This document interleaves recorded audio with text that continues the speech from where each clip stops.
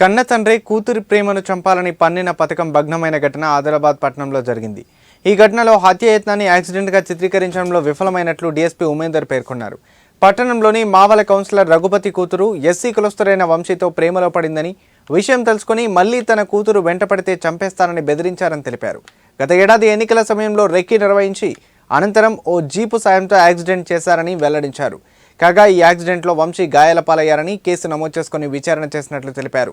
విచారణలో భాగంగా రఘుపతిని అరెస్టు చేసినట్లు తెలిపారు. ఈ సందర్భంగా రఘుపతి నుంచి ఓ క్రెటా కారు, ఒక మొబైల్ను స్వాధీనం చేసుకున్నట్లు తెలిపారు.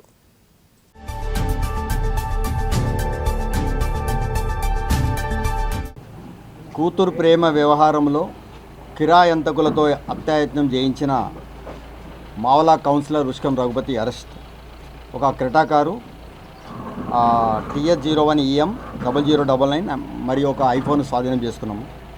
ఈ ఆదిలాబాద్లోని మావలా కౌన్సిలర్ కొంచెం రాజకీయంగా ఆర్థికంగా ఎదిగిన వ్యక్తి.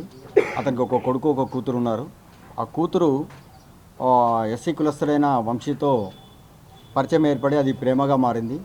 అది తెలుసుకున్న రఘుపతి 2 సంవత్సరాల క్రితము అతన్ని ఫామ్ హౌస్ తీసుకుపోయి బెదిరించి కొట్టినని చెప్పేసి కొట్టినాడు.